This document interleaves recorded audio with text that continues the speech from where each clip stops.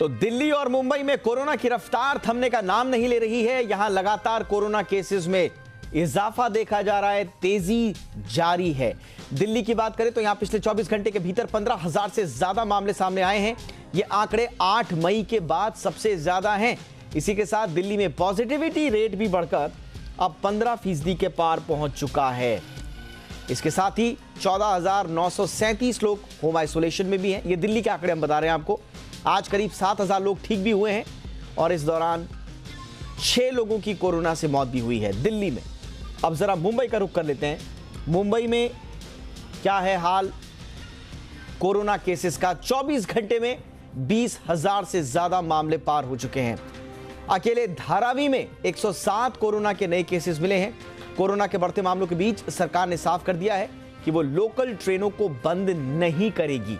यानी कि पहले यह खबर थी कि अगर 20,000 के आसपास केसेस आते हैं तो शायद सख्तियों को और बढ़ाया जाएगा, लेकिन आज ये रुख लगभग स्पष्ट हो चुका है सरकार की ओर से और प्रशासन की ओर से कि मामले 20,000 को पार होने के बावजूद सख्तियों को थोड़ा बहुत बढ़ाया जा सकता है। लेकिन जैसा कहा जा रहा था कि लॉकडाउन क्या लगेगा, लॉकडाउन जैसी कोई स्थिति नहीं आएगी, ये सरकार की ओर से साफ किया गया है। स्वास्थ्य मंत्री राजेश टोपे ने कहा है कि कड़े प्रतिबंध लगाने पर विचार हो रहा है।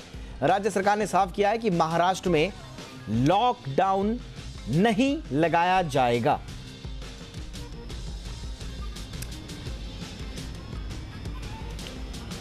तो दिल्ली और मुंबई दोनों जगह बढ़ते कोरोना केसेस ने चिंताएं बढ़ाई हुई हैं। एक बात तो स्पष्ट है कि लॉकडाउन जैसी स्थिति नहीं है, लेकिन सख्तियां बढ़ाई जाएंगी। यह स्वाभाविक भी है।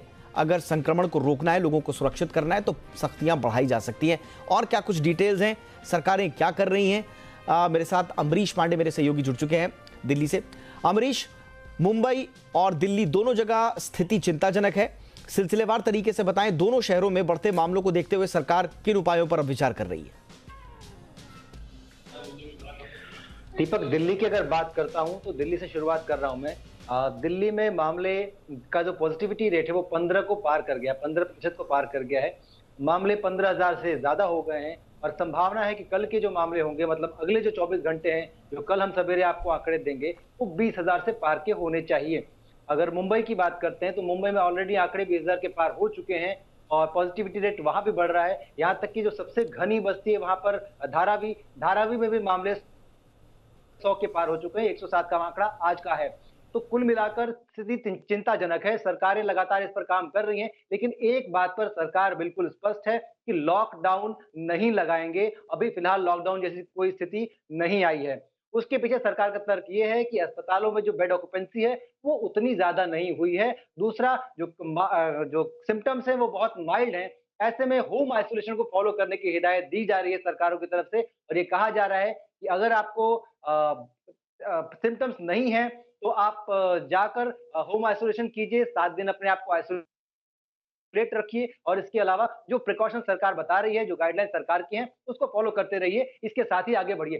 सरकार कुल मिला के ये बताना चाहती है लोगों को कि ये जो बीमारी है, ये जो ओमिक्रॉन वेरिएंट है, इससे खतरा नहीं है, इसलिए हम लॉकडाउन नहीं लगा रहे हैं। हालांकि लॉकडाउन जैसी स्थितियां आने पर उस पर विचार किया जा सकता है। सिर्फ अगर दिल्ली की बात करते हैं तो डीडीएमए की एक बैठक जो अगले हफ्ते मंगलवार को निश्चित की गई है, उस बैठक में आगे आने वाली स्ट्रेटजी के बारे में चर्चा होनी है।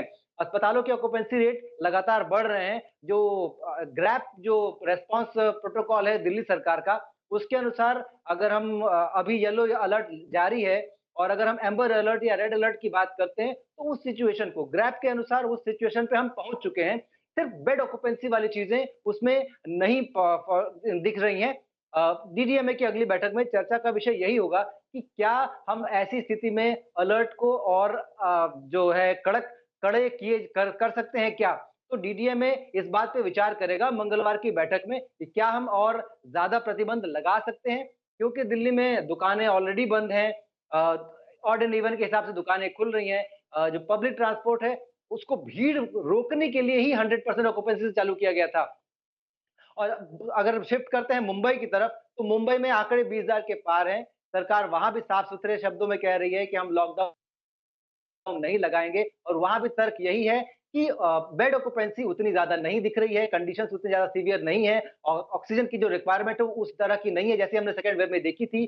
लेकिन आंकड़े जो सेकंड वेव के थे बिल्कुल। उससे उस लेवल से ज़्यादा के आंकड़े अब हम पा चुके हैं। तो ऐसे में उस सीवियरिटी को नहीं देखते हुए सरकार ये तय कर रही है कि फिलहाल लॉकडाउन जैसी कोई स्थिति नहीं आएगी। बिल्कुल। लेकिन आने वाले दिनों में हम देख सकते हैं कि दिल्ली, मुंबई चाहे देश के बाकी हिस्सों में जो प्रतिबंध है वो और कड़े किए जा सकते हैं। यानी कि सख्तियां बढ़ाने पर तो विचार हो सकता है, लेकिन लॉकडाउन जैसी स्थिति कोई नहीं है। शुरुआत में जैसा हमने कहा कि कहा जा रहा था कि मुंबई में, और ये सरकार की ओर से, प्रशासन की ओर से भी कहा गया कि 20,000 के पार होंगे तो हो सकता है ऐसी कोई स्थिति आए, लेकिन अब यह स्पष्ट कर दिया गया है कि मामले, संक्रमण तो बहुत तेजी से बढ़ रहे हैं, लेकिन हॉस्पिटलाइजेशन और सिवियरिटी जो है वो इतनी नहीं है, लिहाजा लॉकडाउन की नौबत नहीं है। बहुत बहुत शुक्रिया अम्बरीश इस तमाम जानकारी के लिए। और दिल्ली, मुंबई के बाद देश का ओवरऑल हाल भी जान लेते हैं। देश में कोरोना के मामलों में जबरदस्त उछाल देखने को मिल रहा है। मंगलवार को जहां देश में 58,000 से कुछ ज्यादा केसेस सामने आए थे, वहीं बीते दिन देश में 90,000 के पार मामले हो गए हैं।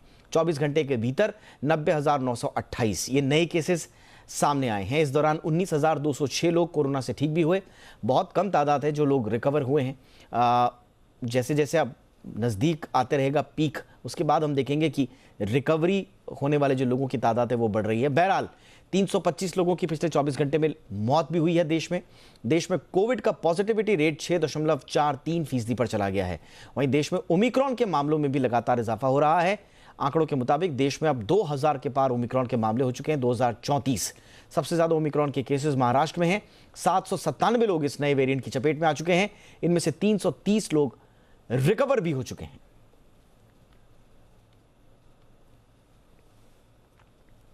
भारत की तरह ही दुनिया के कई देशों में कोरोना ने रफ्तार पकड़ी हुई है। ओमिक्रॉन के चलते दुनिया के कई देशों में कोरोना रिकॉर्ड स्तर पर पहुंच गया है।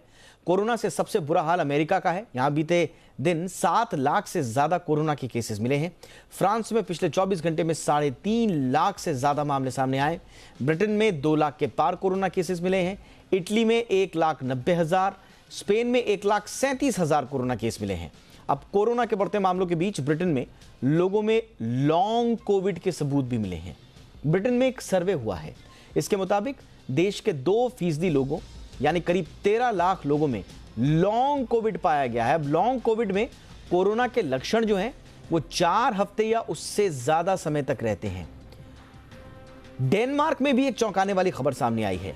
यहां 90% ओमिक्रॉन संक्रमित वो लोग हैं जिन्होंने वैक्सीन की दोनों डोज या बूस्टर खुराक ली हुई है।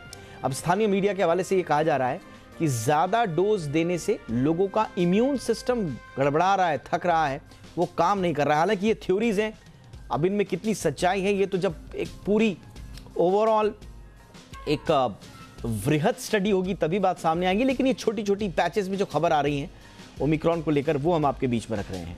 ओमिक्रॉन के बढ़ते मामलों के चलते ग्रैमी अवार्ड्स को भी फिलहाल टाल दिया गया है। तो कोरोना की तेज होती रफ्तार के आंकड़े भले ही डराने वाले हों, लेकिन इस रफ्तार में एक अलग एंगल भी है, और यह एंगल है कोरोना के पीक का। बीती 2 लहरों को देखें तो जिस तेजी से कोरोना के मामले बढ़ रहे हैं, उसी तेजी से पीक भी बनना चाहिए, और फिर उसी तेजी से मामले थमेंगे भी, यानी कि कम भी होंगे। यानी कोरोना की रफ्तार में ही उसका खात्मा छिपा हुआ है। और कोरोना के लगातार बढ़ते मामलों को लेकर यही बात कई एक्सपर्ट और वैज्ञानिक भी कह चुके हैं। तो क्या वाकई में नए मामलों में दिख रही यह जबरदस्त रफ्तार कोरोना के पीक होने का संकेत है? और अगर हां, तो क्या इसी साल कोरोना का खात्मा देखने को मिलेगा? बहुत सारी स्टडीज ऑलरेडी कह चुके हैं कि मार्च तक खत्म हो जाएगा, लेकिन क्या इसमें सच्चाई है? आंकड़ों के हिसाब से क्या है गणित?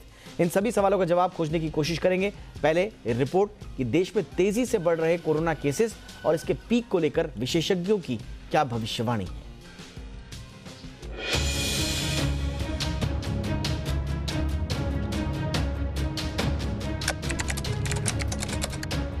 अट्ठाईस दिसंबर 2021 ये वो दिन है जब से देश में कोरोना के मामलों में बेतहाशा तेजी देखने को मिल रही है।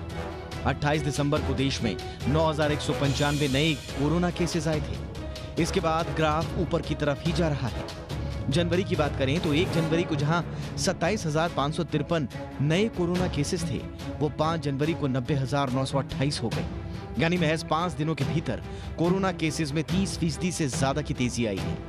कोरोना के मामलों में आ रही ये तेजी डराने वाली जरूर है, लेकिन विशेषज्ञों की माने तो इस रफ्तार से संकेत मिलते हैं कि कोरोना का पीक नजदीक है। NTAGI कोविड वर्किंग ग्रुप के चेयरमैन डॉक्टर NK अरोड़ा की माने तो देश में कोरोना के मामलों में उछाल की अहम वजह ओमिक्रॉन है। उन्होंने कहा कि नए मामलों में आई तेजी कोरोना के पीक का संकेत है। डॉक्टर NK अरोड़ा ने दक्षिण अफ्रीका का उदाहरण देते हुए कहा कि वहां 2 हफ्ते तक कोरोना के मामलों में जबरदस्त उछाल देखने को मिला, लेकिन उसके बाद यहां मामलों में लगातार गिरावट नजर आ रही है। उन्होंने कहा कि भारत और दक्षिण अफ्रीका में कोरोना का ट्रेंड समान है और बीते 7 से 10 दिनों का ट्रेंड देखें तो कोरोना का पीक नजदीक है। जो बात डॉक्टर NK अरोड़ा कह रहे हैं, उसी बात को बेंगलुरु के Indian institute of science and Indian statistical institute की स्टडी भी कह रही है। स्टडी के मुताबिक जनवरी के तीसरे हफ्ते में कोरोना का पीक आ सकता है और मार्च तक कोरोना के मामलों में गिरावट आनी शुरू हो जाएगी। देश में बीती कोरोना की 2 लहरों को देखें तो ये दावे सच होते नजर आ सकते हैं। देश में पहली लहर के दौरान 11 सितंबर 2020 को कोरोना का पीक आया था। 11 सितंबर को 97,000 से ज्यादा कोरोना के मामले सामने आए थे, लेकिन उसके बाद नए मामलों में गिरावट नजर आई और गिरावट का सिलसिला 16 फरवरी तक रहा। 17 फरवरी 2021 के बाद एक बार फिर मामलों में बढ़ोतरी नजर आई। 17 फरवरी को देश में 12,440 मामले आए थे और इसके बाद कोरोना केसेस हर दिन बढ़ते रहे और आखिर में दूसरी लहर का पीक 6 मई को आया। 6 मई को देश में 4,14,000 कोरोना केस मिले थे और इसके बाद नए मामलों में गिरावट का दौर भी शुरू हो गया। ओमिक्रॉन के चलते आ रहे मामले दूसरी लहर का भी रिकॉर्ड तोड़ रहे हैं, लेकिन अच्छी बात यह है कि दूसरी लहर के मुकाबले अब मामले ज्यादा गंभीर नहीं हैं। ज्यादातर लोगों में कोरोना के हल्के लक्षण हैं, उन्हें अस्पताल में भर्ती होने की आवश्यकता नहीं पड़ रही है और पहली और दूसरी लहर के मुकाबले हमारा हेल्थ सिस्टम भी काफी हद तक तैयार है और वैक्सीनेशन भी बड़े स्तर पर हो रहा है। ऐसे में कोरोना के बढ़ते आंकड़ों से डरने की जरूरत तो नहीं है, लेकिन हाँ, अपने स्तर पर सावधानी बरतना जरूरी होगा ताकि संक्रमण को जल्द से जल्द मात दी जा सके। ब्यूरो रिपोर्ट, जी मीडिया। और चर्चा के लिए इस वक्त हमारे साथ बेहद खास मेहमान जुड़ चुके हैं। महाराष्ट्र कोविड टास्क फोर्स के मेंबर और फोर्टिस हॉस्पिटल के senior physician doctor Rahul Pandit. Doctor Rahul, good evening sir, बहुत बहुत स्वागत है आपका। मैं कोरोना के पीक और बढ़ती रफ्तार पर भी बात करूंगा, लेकिन सर मैं थोड़ा सा आपसे मुंबई और महाराष्ट्र का स्टेटस जानना चाह रहा था। आज 20,000 के पार हो चुके हैं सर केस। इसको लेकर अब किस तरह की रणनीति आगे अपनाई जाएगी? प्रशासन और सरकार की तरफ से लगभग ये साफ है कि लॉकडाउन जैसी स्थिति कुछ नहीं है, हाँ पाबंदियां जरूर बढ़ाई जाएंगी। नमस्कार, आप बिल्कुल सही कह रहे हैं। जो ये अब तक का जो गोल पोस्ट हमारा रहता था वो टेस्ट पॉजिटिविटी रेट रहता था और मामले जितने बढ़ रहे हैं उसके ऊपर हम लोग डिसाइड करते थे कि पाबंदियां कब लगेंगी या और कुछ स्ट्रिक्ट कभी हम लोग रिस्ट्रिक्शंस डालेंगे। पर अब जो है गोल पोस्ट थोड़ा चेंज हो गया है। गोल पोस्ट अब है कि हमारे ऑक्सीजन बेड्स कितने ऑक्यूपाइड है, हमारे वेंटिलेटर बेड कितने ऑक्यूपाइड है, आईसीयू बेड्स कितने ऑक्यूपाइड है और हम एक्चुअल ऑक्सीजन कितना यूज़ कर रहे हैं। इस वक्त अगर आप देखें तो ये सब मामलों में, ये सब आंकड़ों में कोई ज़्यादा फर्क नहीं है। पिछले 3 या 4 दिनों में करीब हम लोग 14-15% के करीब ही बेड्स ऑक्यूपाई किए हुए हैं। अगर ये बढ़ना चालू हो जाते हैं आंकड़े तो निश्चित रूप से कुछ ना कुछ उपाय करने पड़ेंगे जिससे कि ये थोड़ा संक्रमण को धीरे कर सके हम लोग। इस वक्त लॉकडाउन जैसी कोई सिचुएशन नहीं है, इसके बारे में सरकार बहुत क्लियरली बता रही है। पर ये ऑब्जर्वेशन रोज देखा जा रहा है कि अगले 24-48 घंटे का हमें क्या प्लान करना चाहिए और ये डायनामिक सिचुएशन है और ये डायनामिक डिसीजंस भी उसके ऊपर लिए जाएंगे। तो रोज के रोज डिसीजंस लिए जाएंगे अगर कि हमें इसमें कुछ और बदलाव लाना है और कड़े निर्बंध लाने हैं या नहीं।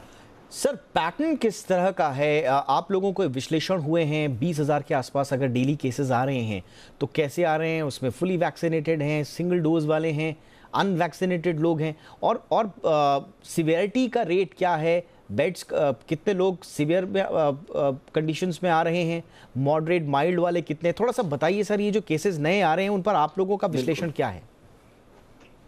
तो अब तक जो समझो 20 दिसंबर से केसेस बढ़ना शुरू हुए मुंबई में, तो करीब करीब 4 या 5 दिन तक पहले तक मेरे पास केसेस आईसीयू में जो भर्ती हो रहे थे वो इंसिडेंटल कोविड के थे। मतलब कोई ट्रॉमा का पेशेंट आ गया, उसका हमने आरटीपीसीआर या एंटीजन कर लिया, वो पॉजिटिव आ गया तो आईसीयू में शिफ्ट हो गया, या कोई स्ट्रोक का पेशेंट हो गया, या कोई एमआई का पेशेंट हो गया, रूटीन सर्जरी के लिए पेशेंट आया, वो पॉजिटिव आ गया तो हमारे पास आ गया। अब पिछले 3 या 4 दिनों में एक दो पेशेंट्स आ रहे हैं जिनको कि एक्चुअली ऑक्सीजन की जरूरत पड़ रही है। तो हम थोड़ा बहुत अभी इंक्रीज देख रहे हैं कि पेशेंट को ऑक्सीजन की जरूरत पड़ रही है, बट डेल्टा वेरिएंट की तरह जो बहुत कम सैचुरेशन के साथ आते थे और बहुत जल्दी वेंटिलेटर पे चले जाते थे, ऐसा अभी तक देखने नहीं मिला है। पर मैं अगले 10 दिन तक रुकना चाहूंगा। वार्ड में भी जो एडमिशंस है वो इतने क्रिटिकल नहीं है, ज़्यादा ऑक्सीजन लगने वाले पेशेंट्स वार्ड में नहीं हैं। वार्ड में भी काफ़ी सारे पेशेंट्स जो अभी एडमिट हुए हैं वो एल्डरली विद कोमॉर्बिडिटी वाले हैं, जिनको कि हाई रिस्क है डिटोरिएशन का, वो लोग एडमिट हुए हैं। अगर आप अधिकतम पेशेंट देखो तो 90% के करीब करीब पेशेंट जो है वो एसिम्प्टोमेटिक है और उनको हमें कुछ भी अलग करने की ज़रूरत नहीं पड़ रही है। इस वक्त हम जो नॉर्मल सपोर्टिव ट्रीटमेंट दे रहे हैं उसी पे वो अच्छे भी हो रहे हैं और जल्दी अच्छे हो रहे हैं। बहुत सारे पेशेंट जो है आउट पेशेंट सर्विसेज सीख कर रहे हैं, जहाँ फ्लू क्लिनिक है वहाँ फ्लू क्लिनिक में जा रहे हैं, और जिनके पास टेली कंसल्टेशन या वीडियो कंसल्टेशन की सुविधा है वो उन सुविधाओं का भी लाभ ले रहे हैं। तो कहने का मतलब ये कि होम इस थर्ड वेव में जो है होम केयर के ऊपर जो है बहुत ज़्यादा महत्व दिया जा रहा है, क्योंकि लोग अपने घर में ही ठीक तरह से अच्छे हो सकते हैं, क्वारंटीन हो सकते हैं, और अगर थोड़ा सा हम एज सिटीजन्स उनको सपोर्ट करें, एज डॉक्टर्स उनको सपोर्ट करें, तो उनकी देखभाल घर पे अच्छी तरह से की जा सकती है। सर, क्या सिवियर केसेस में क्या ये पता चल पाया है कि ये डबल वैक्सीनेटेड हैं, री इन्फेक्शन वाले हैं, या सिंगल डोज या अनवैक्सीनेटेड लोग हैं? इसका कोई आंकड़ा स्पष्ट मिल पाया है या आपका अनुभव सर अब तक का? अब तक मेरे अस्पताल में जो है वो 50-50 है। 2-3 पेशेंट ऐसे हैं जो कि जिन्होंने अभी तक वैक्सीन नहीं ली थी, और जो 2-3 पेशेंट ऐसे हैं जिन्होंने वैक्सीन ली थी और उनको अभी ऑक्सीजन लग रहा है। पूरे शहर के आंकड़े अनफॉर्चुनेटली मेरे पास अभी नहीं है, पर ये आंकड़ों के ऊपर चर्चा हो रही है, और जैसे ही आंकड़े आते हैं मेरे ख्याल से ये पब्लिश भी हो जाएंगे और प्रेस में भी चले जाएंगे। तो इस वक्त तो मेरे पास पूरा डिटेल नहीं है कि इसमें से कितने अनवैक्सीनेटेड लोग हैं जो कि आईसीयू में भर्ती हुए हैं। ऑलराइट सर, एक और चीज़ हमने देखा कि फर्स्ट वेव में और सेकेंड वेव में हमने देखा कि हमने थोड़ा सा पैटर्न की स्टडी जब की तो उसमें ये भी देखा कि जो धारावी जैसे स्लम एरियाज़ हैं वहाँ पर केसेस ज़्यादा आ रहे हैं या हाई राइज बिल्डिंग्स में ज़्यादा आ रहे हैं। आज हमने देखा कि धारावी में अचानक एक दिन में 107 से ज़्यादा केसेस आते हैं। ओवरऑल मेरे ख्याल से 7000 के आसपास वहाँ क्रॉस कर चुका है। अभी तक का मुंबई का पैटर्न क्या है? ये हाई राइज बिल्डिंग्स में ज़्यादा आ रहे हैं सर, या स्लम एरियाज में ये सो कॉल्ड थर्ड वेव के मामले हैं? देखिए, ये तो स्वाभाविक था दीपक जी की जो अभी वेव जो बढ़ी वो उन लोगों से बढ़ी जो कि प्रदेश से आए हैं और वहाँ से हमारे यहाँ पे धीरे धीरे संक्रमण होना चालू हुआ, क्योंकि अगर हम ये मानते हैं कि ओमाइक्रॉन की वेव है तो वहीं से आया है ओमाइक्रॉन। तो ऑब्वियस है कि ये बिल्डिंग और टावर उसमें जो है वो ज़्यादा केसेस दिख रहे हैं, ज़्यादा मामले दिख रहे हैं, और धीरे धीरे जो है बाकी के जगह, जैसे आपने धारावी का उदाहरण दिया, वहाँ भी केसेस बढ़ेंगे, क्योंकि लोगों का मेल जोल तो हो ही रहा है। लोग लोकल ट्रेन में जा रहे हैं, लोग एक दूसरे के घर में काम करने जा रहे हैं, होटल्स में जा रहे हैं, तो दुकानें शुरू है। तो स्वाभाविक है कि धीरे धीरे संक्रमण जो है दूसरी जगहों पे भी फैलेगा। पर इसीलिए मैं वापस वही इसी मुद्दे पे आ जाऊंगा कि मास्क जो है वो सबसे बड़ा हमारा हथियार है हमारे हाथ में, वैक्सीन के बराबर। जब मास्क पहनो तो ये जो संक्रमण है आप डेफिनेटली कम कर पाओगे, स्लो कर पाओगे और अपने आप को बचा पाओगे। अब सर, जो आज का हमारा जो चर्चा का जो मूल मकसद है मैं उस पर आऊँगा, क्योंकि आपसे बहुत दिनों बाद मैं मुखातिब हुआ। मुंबई के डेट आपसे शेयर करने बहुत ज़रूरी थे, आपका उसमें ओपिनियन भी लेना था। हम आज ये कह रहे हैं सर कि जो रफ्तार है कोरोना की, इसी में दरअसल कोरोना की हार छिपी हुई है, क्योंकि जितनी तेज़ी से मामले बढ़ेंगे, हमारा अनुमान फ़िलहाल जो हम लिख पढ़ रहे हैं वो ये है कि उतनी जल्दी पीक बनेगा और उतनी जल्दी फिर मामले घटेंगे भी। आप लोगों का क्या है? 20 दिसंबर को हमने देखे 200 के आसपास मामले थे, आज 20,000 पे हम बैठे हुए, तो ये बहुत जल्दी जो राइज हुआ है, कहीं इसमें एक सकारात्मक पहलू भी क्या हम देखना आप पसंद करेंगे? आपका अनुभव क्या कहता है सर?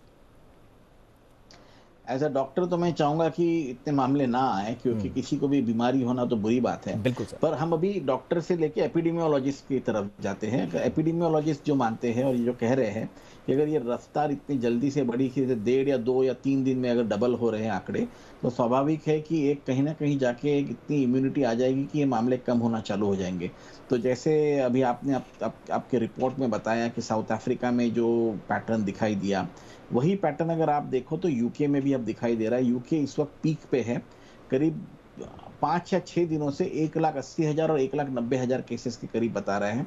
और अगर यूके भी थोड़े दिनों में, समझो एक 4-5 दिनों में, हफ्ते भर में केसेस कम होना शुरू हो जाते हैं, तो इसका हमें दिलासा होना चाहिए कि शायद हमारा देश भी जो है वो इसी तरह का पैटर्न फॉलो करेगा।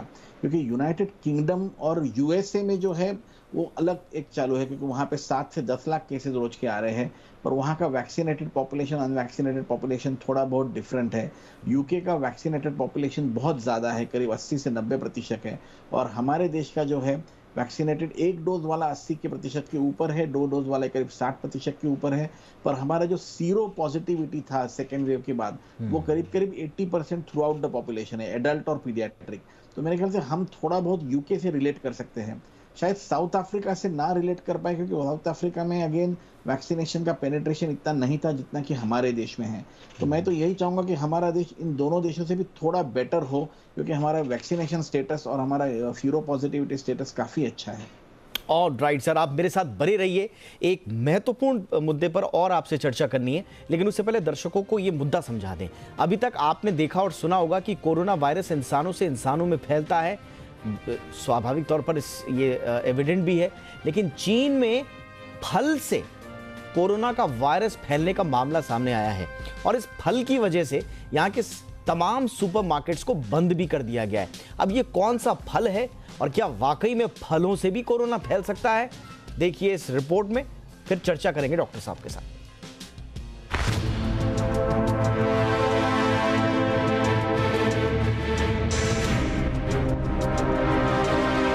देश और दुनिया में कोरोना के मामलों में लगातार उछाल जारी है। अभी तक सिर्फ इंसानों के जरिए फैलने वाले इस वायरस का एक नया और अनोखा मामला सामने आया है।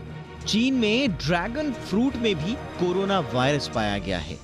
ये ड्रैगन फ्रूट वियतनाम से आए बताए जा रहे हैं। खबर सामने आने के बाद चीन के कई सुपरमार्केट्स को बंद कर दिया गया है। दरअसल चीन के झेजियांग और जिंगयाशी प्रांत में 9 शहरों में फलों में कोरोना वायरस की पुष्टि हुई है। इसके बाद फल खरीदारों को भी क्वारंटीन होने का आदेश दे दिया गया है। साथ ही विदेश से आने वाली खान पान की चीजों की भी जांच शुरू कर दी गई है। इस घटना के बाद वियतनाम से ड्रैगन फ्रूट के आयात पर 26 जनवरी तक प्रतिबंध लगा दिया गया है। कोरोना वायरस का पहला मामला चीन में ही मिला था। अभी भी चीन में कोरोना के चलते हालात बदतर हैं। यहाँ के कई शहरों में लॉकडाउन भी लगाया गया है। फलों में कोरोना वायरस मिलने का ये पहला मामला है। फलों से कोरोना इंसानों में फैलता है या नहीं, इसको लेकर अभी भी कोई सबूत नहीं मिले हैं, लेकिन चीन की इस घटना से वैज्ञानिक अलर्ट जरूर हो गए हैं और वैज्ञानिकों के साथ हम सबको सतर्क रहने की भी जरूरत है। यानी कोविड नियमों का पालन करना और किसी भी चीज को बिना सोचे समझे छू लेने से बचना ही बेहतर साबित होगा। ब्यूरो रिपोर्ट, जी मीडिया। डॉक्टर राहुल पंडित हमारे साथ लगातार बने हुए हैं। डॉक्टर राहुल, इस खबर के बाद आपकी पहली प्रतिक्रिया क्या है? Is it possible? Dragon fruit, मैं थोड़ा सा चौंका इसलिए क्योंकि मुंबई में तो काफ़ी चलन में है ड्रैगन फ्रूट भी, तो थोड़ा वो उसकी शक्ल जब याद आ रही है फल की, तो थोड़ा मन में कई सवाल आ रहे हैं। आपकी प्रतिक्रिया सर? नहीं, मैं इसमें एक्सपर्ट नहीं हूँ कि मैं बता पाऊँ कि फलों में वायरसेस पल सकते हैं या नहीं जी। पर कोरोना वायरस के बहुत सारे रूप है, मतलब अभी उसमें से कौन सा इसमें पाया गया ये एक बताना बहुत इम्पोर्टेंट है। और मुझे नहीं लगता कि फल खाने से हमें किसी को जो है इन्फेक्शन हो सकता है ये वायरस का। पर इसके बारे में ऐसा मैंने कहा कि मैं एक्सपर्ट नहीं हूँ, ये किसी बायोलॉजिस्ट से या बॉटनिस्ट से पूछा जाना चाहिए और वो बता पाएंगे। और ये कौन सा कोरोना वायरस है ये भी देखना पड़ेगा।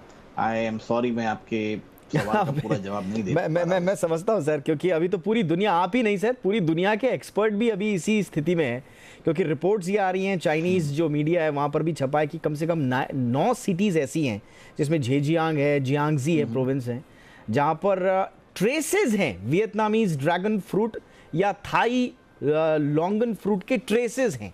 अब वहाँ पर ये ट्रेसेस अब फ्रूट के जरिए आए हैं, तो इस पर तो बड़ा विचित्र सी स्थिति है। बहरहाल ये एक बड़ी दिलचस्प खबर थी, मैंने सोचा आपसे इस पर टेक जरूर ले लेता हूं। लेकिन अब सर जाते जाते एक आखिरी सवाल मैं आपसे पूछना चाहता हूं, बच्चों पर सर नए ओमिक्रॉन वेरिएंट का आपको उसको लेकर आपका अनुभव कैसा रहा है? क्या बच्चों के लिए ओमिक्रॉन से अगर ये फैल रहा है, ये जो नई सर्ज है, ये कैसी है बच्चों के लिए? अब तक मैं मेरे अस्पताल में और बाकी के जो बड़े अस्पताल है उनके पीडियाट्रिशियन से संपर्क में हूँ। ज़्यादा केसेस नहीं दिख रहे हैं जो कि हॉस्पिटलाइज हुए हैं। ओपीडी में जिनके घर में उनके किसी एडल्ट को कोरोना हुआ है, उनके बच्चों को भी बुखार और सर्दी है और उनको भी टेस्ट किया जा रहा है और थोड़े बहुत पॉजिटिव भी आ रहे हैं।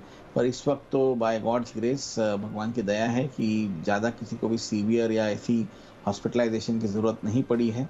और मैं यही चाहता हूँ कि हम हमारे बच्चों को पूरी तरह से सुरक्षित रखें और उनको जो है हॉस्पिटलाइजेशन की ज़रूरत बिल्कुल ना पड़े। और इसका काफ़ी सारा दारोमदार हमारे हाथ में है, क्योंकि हम अगर मास्क पहनेंगे, हम अगर घर पे इन्फेक्शन नहीं लेके आएंगे, तो बच्चे तो अभी फ़िलहाल सब लोग अपने बच्चों को तो प्रोटेक्ट करके घर पे रख रहे हैं, तो कोई चिंता नहीं होनी चाहिए हमको। हम अगर थोड़ा सा हमारा गार्ड डाउन कर दे तो फिर प्रॉब्लम है। बहुत बहुत शुक्रिया डॉक्टर राहुल पंडित, आपने हमारे लिए वक्त निकाला और बहुत महत्वपूर्ण जानकारियां हमारे दर्शकों के लिए दी। बहुत बहुत शुक्रिया आपका। आगे बढ़ते हैं, कुछ और खबरों का रुख कर लेते हैं। देश में 15 से 18 साल के बच्चों का वैक्सीनेशन शुरू हो चुका है और अब तक 1 करोड़ से ज्यादा बच्चों की वैक्सीन की पहली डोज दी जा चुकी है। इस बीच खबर आई है कि वैक्सीनेशन सेंटर पर बच्चों को पैरासिटामोल की गोलियां भी दी जा रही हैं। अब इस खबर के सामने आने के बाद कोवैक्सीन बनाने वाली कंपनी भारत बायोटेक ने बयान जारी किया है।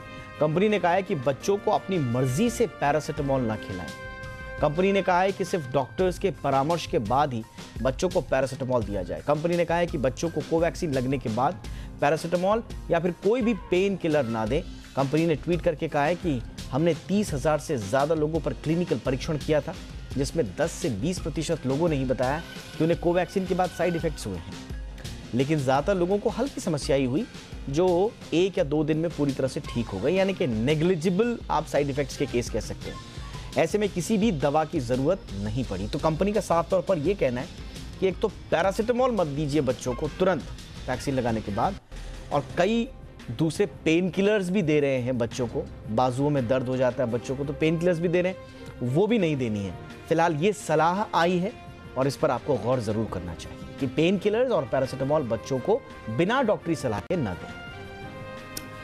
आइए अब बढ़ते हैं, कुछ और खबरों का रुख करते हैं। आपकी सड़क यात्रा आने वाले दिनों में और भी सुरक्षित होने जा रही है। सरकार जल्द गाड़ियों में 6 एयरबैग जरूरी करने की योजना पर काम कर रही है। सरकार की योजना यह है कि मिड रेंज कारों में 6 एयरबैग अनिवार्य किए जाएंगे। इसको लेकर सरकार कुछ दिनों में ड्राफ्ट नोटिफिकेशन जारी कर सकती है। अधिकारियों ने ठाणे, मद्रास, बॉश, भिंडा इंडस्ट्रीज जैसी कंपनियों से बैठक भी की है और इस बैठक में 6 एयरबैग्स की योजना को लेकर चर्चा हुई थी। बता दें कि फिलहाल कारों के लिए 2 एयरबैग्स का नियम अनिवार्य किया गया है।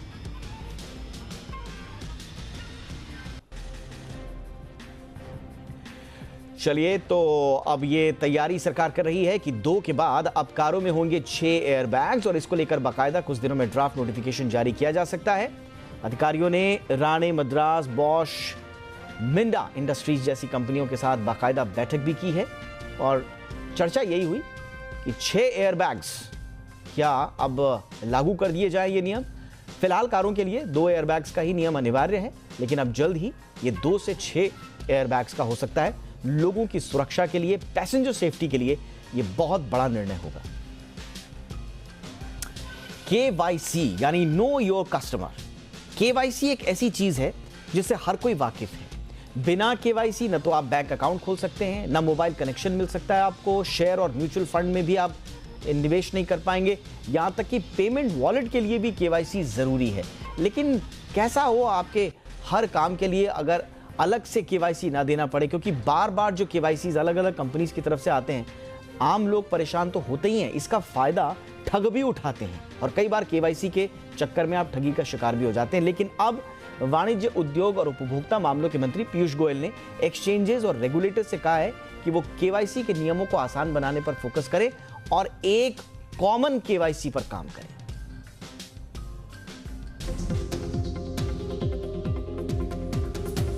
केवाईसी यानी नो योर कस्टमर। ये एक ऐसी प्रक्रिया है जिसके जरिए बैंक या संस्थान किसी व्यक्ति की पहचान और पते की पुष्टि करता है। ज्यादातर ऑनलाइन सेवाओं के लिए सरकार ने केवाईसी को जरूरी कर दिया है।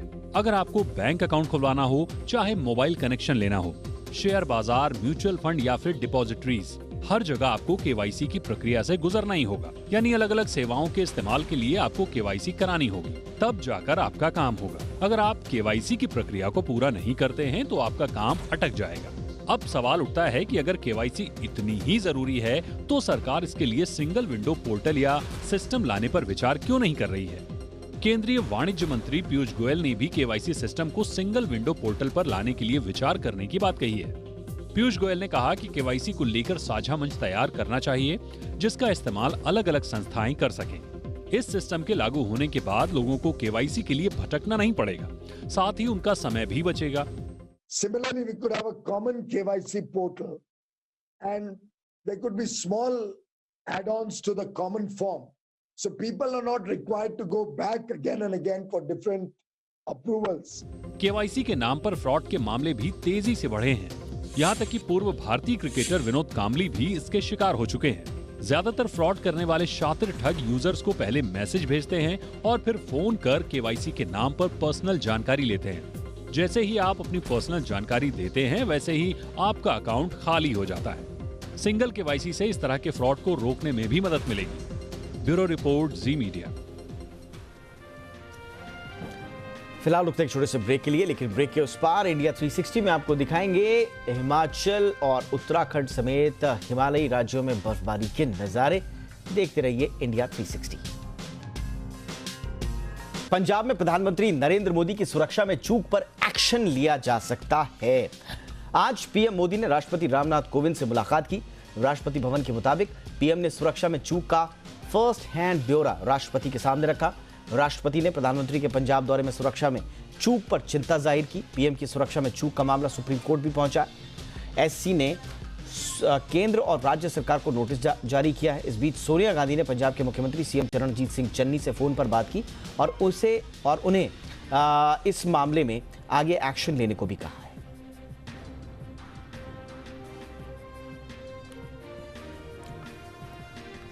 हिमाचल प्रदेश और उत्तराखंड में भी बर्फबारी का दौर जारी है। हिमाचल के प्रसिद्ध पर्यटन स्थल डलहौजी में करीब 1 फुट तक बर्फ पड़ी हुई है। उत्तराखंड में बर्फबारी के बाद कड़ाके की ठंड पड़ रही है।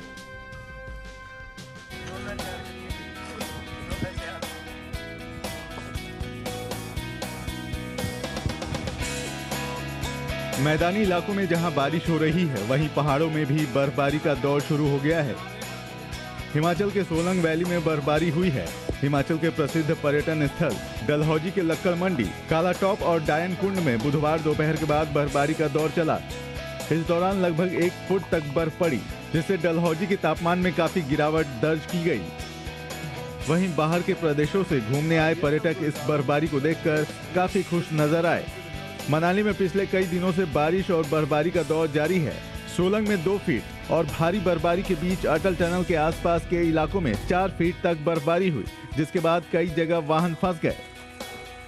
मैं मनाली लेह नेशनल हाईवे पर हूं और यहां पर क्या मौजूदा तस्वीर है वो आपको दिखा देता हूं। किस तरीके से जो है वो तस्वीरों के जरिए समझा जा सकता है कि बर्फबारी के बाद जो है सोलंग वैली में कुछ वाहन फंसे हुए थे, अब धीरे धीरे जो है वो मनाली की तरफ आना शुरू हो चुके हैं। और साफ तौर पे कहें तो इस वक्त ड्राइविंग करना काफ़ी रिस्की हो चला है, क्योंकि अगर सोलंग वैली की बात करें तो सोलंग वैली में जो है वो 2 फीट से ज़्यादा बर्फ़ है और अटल टनल के आसपास के इलाकों की बात करें तो 4 फीट बर्फबारी हो चुकी है। धर्मशाला के धौलाधार में भी शानदार बर्फबारी का दौर जारी रहा। जिस तरफ देखो बर्फ ही बर्फ नजर आ रही है। चाहे सड़क हो या घरों की छत, हर तरफ बर्फ की सफेद परत जमी है। उत्तराखंड के हालात भी हिमाचल प्रदेश से अलग नहीं है। उत्तरकाशी में बर्फबारी से ठंड बढ़ गई है। बर्फबारी के बाद चांगशील बॉर्डर ट्रैफिक के लिए बंद कर दिया गया है। बर्फबारी का ऐसा ही नजारा चमोली में भी दिखा है। पहाड़ों पर लगातार बर्फबारी के बाद शीतलहर चल रही है, जिसके कारण कड़ाके की ठंड पड़ रही है। वहीं प्रसिद्ध तीर्थ स्थल केदारनाथ और तुंगनाथ में भी जमकर बर्फबारी हुई है।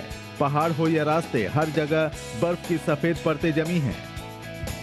पहाड़ी राज्यों में भी हो रही बर्फबारी से जहां सैलानी खुश हैं, वहीं स्थानीय लोगों को परेशानी का सामना करना पड़ रहा है। ब्यूरो रिपोर्ट, जी मीडिया।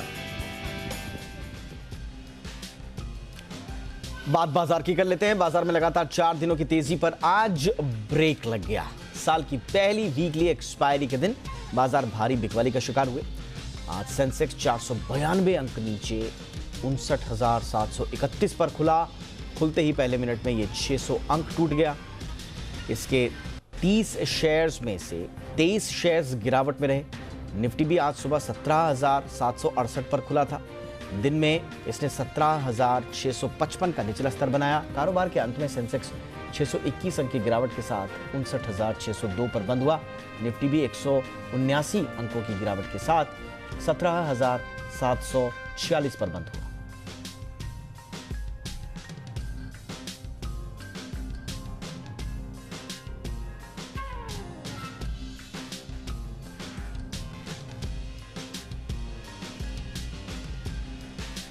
चलिए अब जरा यूएस मार्केट का हाल भी देख लेते हैं। तो यूएस मार्केट में आप देखिए भारी बिकवाली वहां भी डाउ जोन्स में देखी जा रही है। 392 अंकों की गिरावट के साथ 36,407 के स्तर पर कारोबार कर रहा है। लगभग 1% से ऊपर की गिरावट डाउ जोन्स में। नैस्डैक को अगर आप देखेंगे तो यहां पर 15,075 के स्तर पर फिलहाल कारोबार करता हुआ नैस्डैक नजर आ रहा है, करीबन 30 अंकों की गिरावट के साथ। तो यह है अमेरिकी बाजारों का हाल। मार्केट पर एक्शन के लिए इस वक्त हमारे साथ चर्चा के लिए ट्रेड स्विफ्ट ब्रोकिंग के डायरेक्टर संदीप जैन साहब जुड़ चुके हैं। संदीप जी स्वागत। आज एक्सपायरी थी सर, और आज ही हमको साल की पहली गिरावट भी देखने को मिली। वजह क्या रही और फिर कल से क्या उम्मीदें करें? देखिए, एफआईआई पहले तो नेगेटिव से धीरे धीरे न्यूट्रल हुए और न्यूट्रल से पॉजिटिव हुए, बट फिर भी कल का डेटा कोई बहुत ज्यादा एक्साइटिंग नहीं था। और आज वैसे नेगेटिव डेटा रहा है, मतलब पॉजिटिव नहीं है। तो कुल मिला के वो लोग जिस बाइंग मोड पे आना चाहिए उस हिसाब से फुल थ्रॉटल के साथ या फुल फॉर्म में नहीं आया। बट एनीवेज आज बैंक निफ्टी ने बहुत बड़ा एक सहारा दिया। आज भले ही मार्केट्स रेड दिख रहे थे, मगर broader markets, mid cap, small cap और बैंक्स और कुछ पीएसयू बैंक्स फैग एंड के तरफ अच्छी तेजी दिखाई है। तो मुझे ऐसा लगता है कि मार्केट्स में तेजी इंटैक्ट है। आज एक करेक्शन डे था और कहीं ना कहीं वापस से 17,817 ये एक अच्छा लेवल है जिसके ऊपर बंद होना जरूरी है निफ्टी के लिए। So I am overall bullish on the markets और मुझे लगता है कि बजट तक ऐसा ही माहौल चलेगा कि कुछ सेक्टर स्पेसिफिक और एग्री इनपुट्स वाले स्टॉक्स या फिर फर्टिलाइजर्स वाले और ये सारे स्टॉक्स चलेंगे। और बस कोरोना और ओमिक्रॉन के ऊपर भी नजरें बनी हुई है क्योंकि नंबर्स इंक्रीज हो रहे हैं बहुत fast. But anyways markets are excited and मुझे लगता है कि तेजी में बैठे रहना चाहिए और कहीं ना कहीं स्मॉल कैप्स और मिड कैप्स को नीचे आने पे खरीदना चाहिए। बहुत बहुत शुक्रिया संदीप जी इस तमाम विश्लेषण के लिए आपका।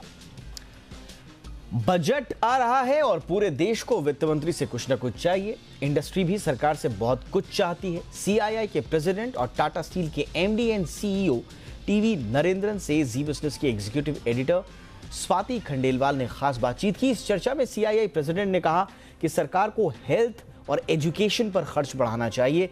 साथ ही उन्होंने कोरोना से प्रभावित सेक्टर्स के लिए भी सरकार से राहत की मांग की है। कि सरकार ने पिछले 2 सालों में आत्मनिर्भर भारत के पॉइंट ऑफ व्यू से बहुत सारे स्कीम्स अनाउंस किए हैं, उनका कितना असर हम एक्चुअली देख रहे हैं in the growth of the sectors, in the growth of economy. कब तक उसके रिजल्ट्स हमें दिखने लगेंगे और इंडस्ट्री को कोई स्पेसिफिक यहाँ पर डिमांड है sir from the point of tax easing, या अभी आपको लगता है सरकार की तरफ से जितना करना था वो हो चुका है? तो PLI schemes have been very good, very useful. कुछ सेक्टर्स के लिए it is not that you are investing because of PLI scheme, but the PLI scheme helps the investment case. But there are many sectors where the PLI scheme is substantial. अभी आप देखिए semiconductor हो या electronics manufacturing हो, or the automotive sector, the money kept aside is significant and that can attract. So Zarur PLI scheme I think is a welcome initiative, and to make in India for India, I think it's a good intervention from the government side. So I think that is very positive from the way we see it. जो tax का बात आपने किया, I think generally CI की तरफ से whatever most of the tax recommendations that we had made, which is about reducing corporate taxes, simplifying it, बहुत कुछ हो चुका है. So we have also told the finance minister we will not have a wish list on taxes. But I think couple of things we need to continue to look at the cost and ease of doing business, CI की तरफ से हम लोग एक सुझाव दिया है कि cost of doing business index हम लोग क्रिएट कर सकते हैं, जिससे हम लोग we can compare different states, we can compare India as an investment destination versus other countries who are competing with India. तो ये सब एरियाज में ध्यान देना चाहिए। और कुछ सेक्टर्स जो है, जो माइनिंग सेक्टर आप देखिए तो the effective tax rates are quite high, so it's not just a corporate tax. You have to add all the other taxes which get added on, whether it's royalty, whether it is various the DMF and various other cesses, etc. Because there we are competing for investments vis-a-vis against Brazil or against Australia. So you need to look at effective tax rates in those countries for these sectors, because India is geologically rich, and ये सब sector में investment आने से you're creating economic activity in some of the poorest parts of the country. So I think there is an opportunity for us to look at the effective tax rates and cost of doing business in some of these sectors. Okay sure sir. Also जिस तरह से stimulus package announce किया गया था पहले सरकार की तरफ से, क्या आपको लगता है एक और ऐसा पैकेज जरूरत है, specially hospitality sector, travel tourism जो सबसे ज्यादा हिट हुआ during the Covid times, and आगे भी थोड़ी सी वहां अनसर्टेनिटी, सबसे पहले वही चीज बंद होती है, तो उन पर असर ज्यादा हुआ है as compare to other sectors? Correct, क्योंकि कुछ सेक्टर्स है जिनका रिकवरी ठीक से हुआ है, they don't need support, but there are many sectors which need the support. जैसे आपने बोला hospitality sector, all the high touch service sectors which have been impacted will need support. MSME will continue to need the support that they've got, and we need to see how can we help those segments of the MSME sector which have been impacted. एक और चीज है, हम लोग का ये कहना है कि हेल्थ इंफ्रास्ट्रक्चर में भी खर्चा ज्यादा होना चाहिए। अभी जो इंडिया का health expenditure is about 1.3% of GDP, वो it is higher than what it was earlier, but आप देखिए तो it should be at least 3 to 4%, because इसका main impact ये है कि if the health infrastructure, particularly at the state level, at the local level, is not strong, then household incomes or household expenditures are impacted, and which can hurt the sentiment as far as consumption is concerned. If people are constantly worried that COVID का एक wave 3 होगा, एक wave 4 होगा, पता नहीं कितना खर्चा होगा उसके लिए and kitna paisa rakhna hai, then they will keep deferring expenses till they are clear that we are behind this.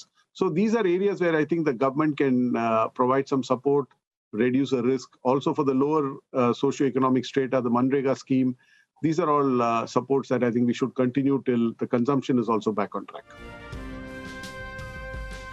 Malaysia के कुआलालंपुर में मेरिड का 118 नाम की ऊंची इमारत को देखकर किसी का भी दिमाग चक्कर खाने लगेगा। यह इमारत साल 2022 के अंत तक बनकर तैयार हो जाएगी, लेकिन इसकी खूबियां क्या हैं, देखिए।